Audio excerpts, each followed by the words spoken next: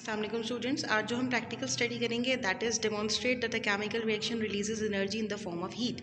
आपने ये देखना है कि कुछ रिएक्शंस ऐसे होते हैं कि जिनके अंदर जब रिएक्शंस कंटिन्यू होता है तो क्या होता है, उसमें से बहुत सारी हीट निकल रही होती है। ऐसे रिएक्शंस को हम कहते हैं एक्सोथर्मिक रिएक्शंस। ठीक है, अच्छा, कुछ रिएक्शंस के अंदर हीट एब्जॉर्ब हो रही होती है, they are the endothermic ones, और जिसमें रिलीज़ हो रही होती है उसे हम बोलते हैं एक्सोथर्मिक रिएक्शन।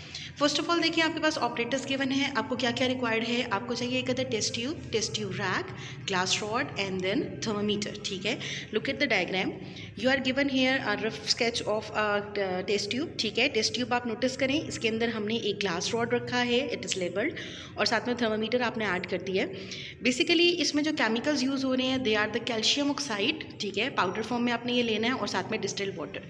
अब आपने करना कुछ यूँ है कि आपने टेस्ट ट्यूब के अंदर ऑलमोस्ट आपने 20 सेंटीमीटर क्यूब ऑफ वाटर लेना है, उसमें almost 5 gram of calcium oxide आपने ऐड कर देना है। ठीक है, जैसे ही आप वाटर के अंदर ऐड करेंगे तो क्या होगा कि आपको उसे ग्लास रॉड से स्टर करना पड़ेगा, हिलाना पड़ेगा। आप उसे हिला दें, और हिलाते ही आप नोटिस करोगे कि आपका जो थर्मामीटर की रीडिंग है वो राइज़ होना स्टार्ट हो जाएगी। राइज़ होना स्टार्ट हो जाएगी, इट मीन्स कि इसके अंदर हीट एनर्जी प्रोड्यूस हो रही है, और हीट एनर्जी इसमें से इवॉल्व हो रही है। अब जो पहले टेम्परेचर था जब आपने वाटर लिया था, अभी आपने कैल्शियम ऑक्साइड नहीं डाला था उसके अंदर, तो उस टाइम जो टेम्परेचर था दैट वुड बी T1।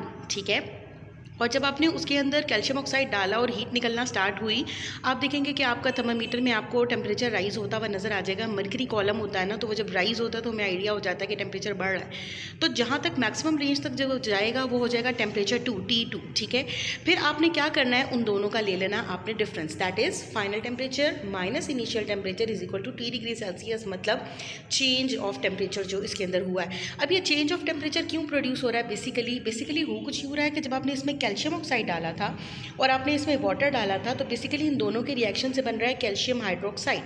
ठीक है, कैल्शियम हाइड्रोक्साइड बनने के साथ साथ इसमें से निकल रही है बहुत सारी हीट। ठीक है, तो वो जो हीट इसमें से इवॉल्व हो रही है, वो हीट आपके पास कैसे शो होगी, वो टेम्परेचर की आपको रीडिंग देखनी पड़ेगी थर्मामीटर की। ठीक है, तो उससे हमें आइडिया हो जाएगा कि इसका टेम्परेचर राइज हो रहा है। फिर हम क्या करेंगे, दोनों का डिफरेंस ले लेंगे। अच्छा, रिपीटेड टाइम्स प्रैक्टिकल करने का, एक्सपेरिमेंट दोहराने का फ़ायदा ये होता है कि आपके पास एक फुल फ्लेज फाइनल आपके पास रिजल्ट आ जाए कि आपकी सारी रीडिंग्स जो है वो कॉन्करेंट होंगी, एक जैसी होंगी ऑलमोस्ट, और उसके बाद फिर आप उनका एवरेज ले लेंगे।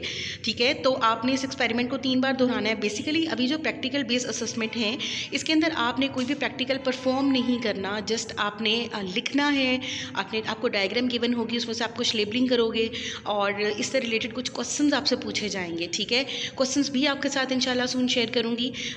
बस आपने अभी फ़िलहाल जो याद रखना है दैट इज़ प्रैक्टिकल में ऑपरेटर्स क्या यूज़ हो रहा है, केमिकल्स क्या यूज़ हो रहे हैं, और इसका प्रिंसिपल अभी जो मैंने आपको बताया कि कुछ रिएक्शंस ऐसे होते हैं जिनमें हीट इवॉल्व हो रही होती है और कुछ में एब्जॉर्ब हो रही होती है। अब जिन रिएक्शंस को स्टार्ट करने के लिए आप हीट प्रोवाइड कर रहे हो, ठीक है, वो एंडोथर्मिक वंस, और जो हीट इवॉल्व हो रही है उसमें से निकल रही है कुछ रिएक्शंस में, तो वो एक्सोथर्मिक वन।